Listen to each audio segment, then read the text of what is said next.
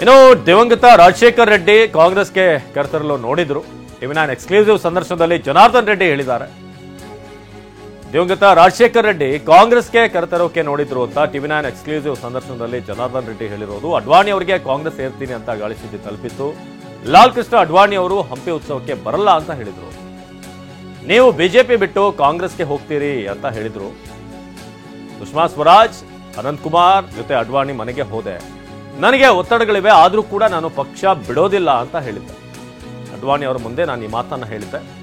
ನಾನು ಪ್ರಾಣ ಹೋದ್ರೂ ಕೂಡ ಪಕ್ಷ ಬಿಡೋದಿಲ್ಲ ಅಂತ ಹೇಳಿದ್ದೆ. ತಕ್ಷಣ ಅವರ ಶ್ರೀಮತಿ ಕುಟುಂಬಸ್ಥರನ್ನ ಅಡ್ವಾಣಿ ಕರೆದರು. ಅಡ್ವಾಣಿ ಅವರ ಇಡೀ ಕುಟುಂಬ ಹಂಪಿ ಉತ್ಸವಕ್ಕೆ ಬಂದಿತ್ತು ಅಂತ ಟಿವಿ9ನ ಎಕ್ಸ್ಕ್ಲೂಸಿವ್ ಸಂದರ್ಶನದಲ್ಲಿ ಜನಾರ್ದನ್ ರೆಡ್ಡಿ ಹೇಳಿದ್ದಾರೆ. ಅದ್ರ ಜೊತೆಗೆ ನಿಮ್ಮ ಸೋದರರು ಯಾರಿದ್ದಾರೆ, ಹಿಂದೆ ಯಾವ ರೀತಿ ರೆಡ್ಡಿ ಬ್ರದರ್ಸ್ ಅಂದ್ರೆ ನಮಗೊಂದು ಚಿತ್ರಣ ಕಾಣಿಸ್ತಾ ಇತ್ತು, ಬಹುಶಃ ಆ ಚಿತ್ರಣ ಈಗ ತುಂಡಾಗಿ ಕಾಣಿಸ್ತಾ ಇತ್ತು.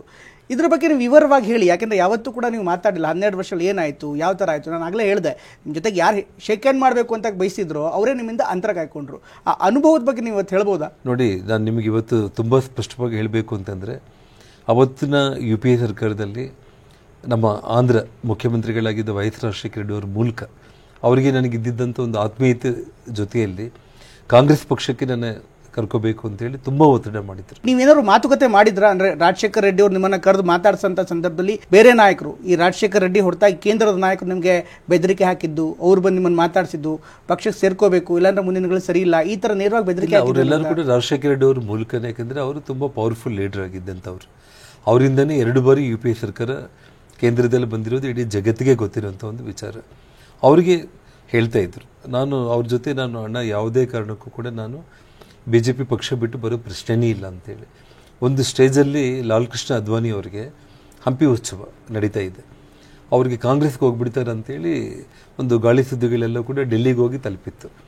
ಅವರು ಹಂಪಿ ಉತ್ಸವಕ್ಕೆ ನಾನು ಬರೋದಿಲ್ಲ ಅಂತ ಹೇಳ್ಬಿಟ್ಟು ನಾವು ಇನ್ವಿಟೇಷನ್ ಕಾರ್ಡ್ ಎಲ್ಲ ಪ್ರಿಂಟ್ ಮಾಡಿದ್ವಿ. ಇಡೀ ಜಗತ್ತೇ ನೋಡುವಂಥ ಉತ್ಸವ, ಅವ್ರ ಕೈಲಿ ಉದ್ಘಾಟನೆ ಮಾಡಿಸ್ಬೇಕು, ಇಲ್ಲ ನೀವು BJP ಪಾರ್ಟಿ ಬಿಟ್ಟು ಕಾಂಗ್ರೆಸ್ಗೆ ಹೋಗ್ಬಿಡ್ತೀರ ಅನ್ನೋಂಥ ಸುದ್ದಿಗಳು ಕೇಳಿಸ್ತಾ ಇದೆ ಅಂತಂದರೆ, ನಾನು ಸುಷ್ಮಾ ಸ್ವರಾಜ್ ಅವ್ರ ಜೊತೆಯಲ್ಲಿ ಅವ್ರ ಮನೆಗೆ ಹೋಗಿ ಅನಂತ್ ಕುಮಾರ್ ಅವರು ಜೊತೆಯಲ್ಲಿದ್ದರು. ನಾನು ಹೇಳಿದೆ, ಸರ್ ಪ್ರಾಣ ಹೋದರೂ ಕೂಡ ಪಕ್ಷಕ್ಕೆ ಯಾವುದೇ ರೀತಿಯಲ್ಲೂ ಕೂಡ ನಾವು ದ್ರೋಹ ಬಗೆಯವರಲ್ಲ. ಆ ರೀತಿ ಒತ್ತಡಗಳು ನಮ್ಮ ಮೇಲೆ ಇದೆ, ಆದರೂ ಕೂಡ ಯಾವುದೇ ಪರಿಸ್ಥಿತಿಯಲ್ಲೂ ಕೂಡ ನಾವು ಅಧಿಕಾರಕ್ಕೋಸ್ಕರ ಹಣಕ್ಕೋಸ್ಕರ ಇವತ್ತು ನಾನು ರಾಜಕೀಯಕ್ಕೆ ಬಂದಿಲ್ಲ. ನಾವು ಏನೂ ಇಲ್ಲದೇ ಇರೋ ಟೈಮ್ನಲ್ಲಿ ಸುಷ್ಮಾ ಸ್ವರಾಜ್ ಅವ್ರ ಜೊತೆಯಲ್ಲಿ ಒಂದು ಸಾಮಾನ್ಯ ಮಧ್ಯಮ ವರ್ಗದ ಕುಟುಂಬದ ಒಬ್ಬ ಸಾಮಾನ್ಯ ಮನುಷ್ಯರಾಗಿ ನಾವು ಪಕ್ಷದಲ್ಲಿ ಬಂದಿರುವಂಥವ್ರು. ಸೊ ಭಗವಂತ ನಮ್ಗೆ ಇಷ್ಟೆಲ್ಲ ಮಾಡಿರೋಂಥ ಸಂದರ್ಭದಲ್ಲಿ ಯಾವುದಕ್ಕೂ ನಾನು ಹೆದರೋನಲ್ಲ. ನಾನು ಹೋಗಿಲ್ಲ ಅಂತಂದರೆ ಇಮ್ಮಿಡಿಯೇಟಾಗಿ ಅವ್ರ ಶ್ರೀಮತಿ ಅವ್ರನ್ನ ಕರೆದು, ಮಗಳನ್ನು ಕರೆದು, ಇವತ್ತು ನಾನು ನಿಮಗೆ ಆ ಫೋಟೋಸು ವಿಡಿಯೋಸು ಈ ಪ್ರಶ್ನೆ ಬರುತ್ತೆ ಅಂದರೆ ತೊಗೊಂಡು ಬರ್ತಾಯಿದ್ದೆ ನಾನು. ಎಲ್ಲರೂ ಹಂಪಿಗೆ ಹೋಗೋಣ, ಜನಾರ್ದನ್ ರೆಡ್ಡಿ ಯಾವುದೇ ಕಾರಣಕ್ಕೆ ತಪ್ಪು ಮಾಡಿಲ್ಲ, ಭಾರತೀಯ ಜನತಾ ಪಕ್ಷ ಅವರು ಬಿಡಲ್ಲ, ಸೊ ಕಾಂಗ್ರೆಸ್ಗೆ ಹೋಗಲ್ಲ ಅವರು, ಸೊ ನಾವು ಎಲ್ಲರೂ ಹೋಗೋಣ ಅಂತೇಳಿ ಇಡೀ ಕುಟುಂಬ ಬಂದರು. 4-5 ದಿನ ಬಳ್ಳಾರಿಯಲ್ಲಿ, ಹೊಸಪೇಟೆಯಲ್ಲಿದ್ದು ಹಂಪಿ ಉತ್ಸವದಲ್ಲಿ ಪಾಲ್ಗೊಂಡು ಪ್ರತಿಯೊಂದು ಸ್ಮಾರಕವನ್ನು ಕೂಡ